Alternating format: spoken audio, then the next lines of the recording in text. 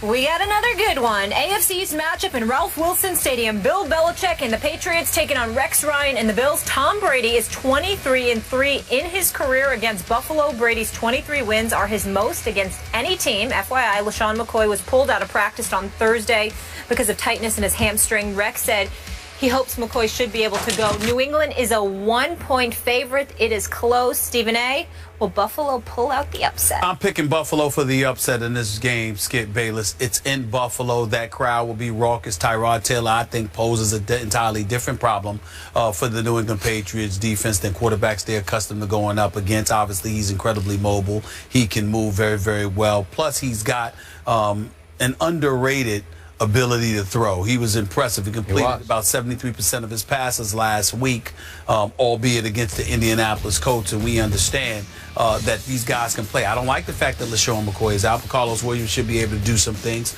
We'll see what happens. You still got We're not sure about LaShawn. That's right. We're not sure about him. We're not sure about him. We don't know, but he left practice due to his hamstring, so chances are he's not going to be anywhere near 100%. He's listed as questionable right now. Yeah, he's going to be listed as questionable. So, but I just think that defense they've got the personnel all of itself to go after Tom Brady. But when you combine that with the mind that Rex Ryan has on the defensive side of the ball, his familiarity with Tom Brady and the New England Patriots, I just think the combination of it all with New England coming into the house puts the Buffalo Bills in prime position to knock off the Patriots in an upset victory. I think it'll be tight. I don't think it'll be that high scoring, but I'm going to pick the Buffalo Bills to win like 21-18. Okay. 21-18?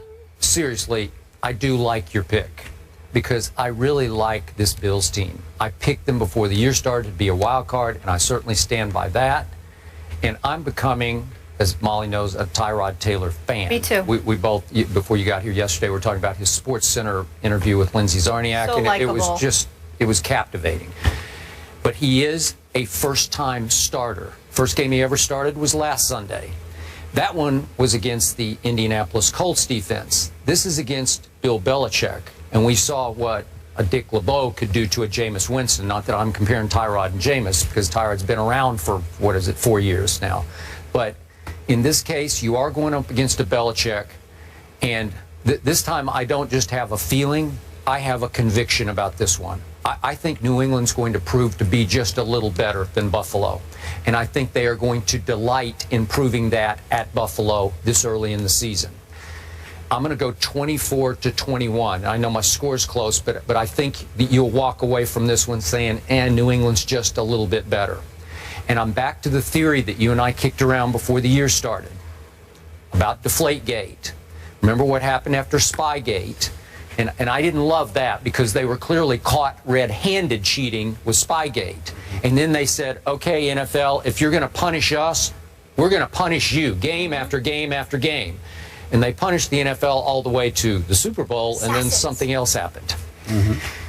This time, you could argue that it took a lot of the sting out of it. It took some of the emotion out of it that Brady was exonerated, at least so far, before appeals court.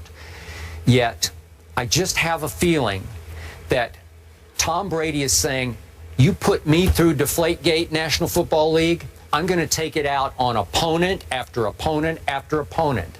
And if I'm right about that, you're going to see the first real sign of that Sunday at Buffalo, because this will be difficult. And I think you're going to see Psycho Tom, as I call him, in all his glory. You're going to see emotions spilling over. You're going to see headbutts with Gronkowski. You're going to see Tom Brady at the highest level against a guy, and I call him Rex Ryan, has been Hex Ryan against Tom Brady, because he has had his number. But this time, I think all of Rex's bluster and all his showmanship and all that he has said about the Patriots this week, this time will not distract Tom Brady. I think it will infuriate him. I think it will bring the very best out of him, in that he's going to delight in taking it out on Rex Ryan this time. And just a quick point of order, and I know what you're going to say about this, but it was intriguing to me against your Pittsburgh Steelers, against blitzes by the Steelers defense. Tom Brady went 8 out of 10 with 4 touchdown passes. Now, obviously, the Steelers defense is not the Bills defense coached by Rex Ryan, Dennis Thurman. But still, Brady can beat the blitz with the best of them. In fact, I think he is the best blitz beater there is. He's going to see a whole lot of blitzes this time. They're going to come from everywhere, anyway, all ways.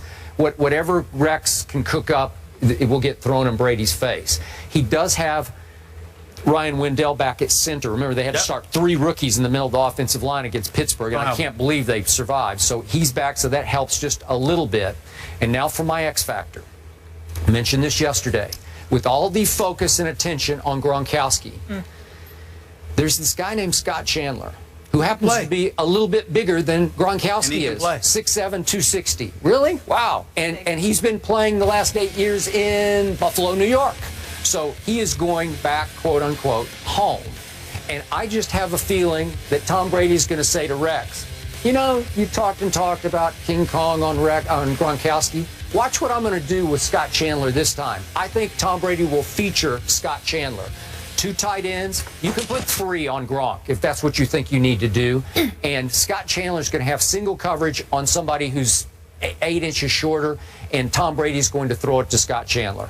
And I loved what Edelman did in the opener, and he's still going to be a force. And I love what Dion Lewis, coming from nowhere after 2 years out of football, did. LeGarrette Blount is back. So that will help, because now you have a sledgehammer back there. So I just think the Patriots are really good, and I think Tyrod will struggle a little bit more against this New England defense than he did against the Indy Colts defense. I hear you, Skip Bayless. And I'm just looking at Scott Chandler's numbers, and he's got about, last year in Buffalo, had about 47 receptions for nearly 500 yards. You know, and I'm not knocking him, because sometimes when you play with greatness, it elevates your level of play. And I understand that he, by association with the New England Patriots, he can end up being all of that. But he hasn't been yet, despite his physicality, his physical frame, being 6'7", 250 pounds. Now, playing alongside Rob Gronkowski certainly won't hurt anybody, and I get all of that.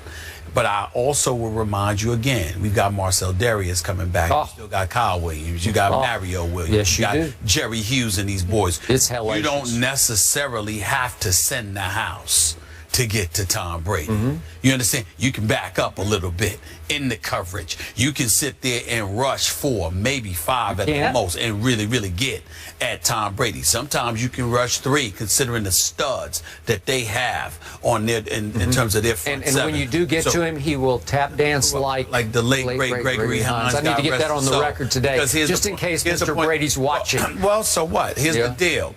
What you need to pay attention to is that sometimes Rex Ryan acts like that knockout puncher. And what I mean by that is, I'm willing to take 2 or 3 blows to get one good look. Now, in Tom Brady's case, I think you may see scenarios and situations where Rex Ryan will take a chance just to put some licks on him, just to soften him up.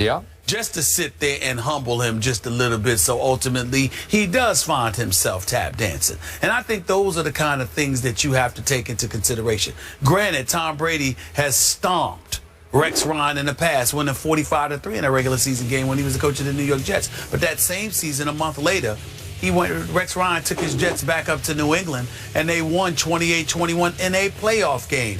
So I just look at it from the perspective, I don't know if Rex Ryan has ever had this level of talent on a defense. I'm talking about in terms of being a head coach. Now, some would argue he had it to some degree in Baltimore. Definitely in Baltimore. I thought you were just doing the Jets. No. And with the Jets, he had a strong secondary. He sure did. Okay, not necessarily a strong front seven.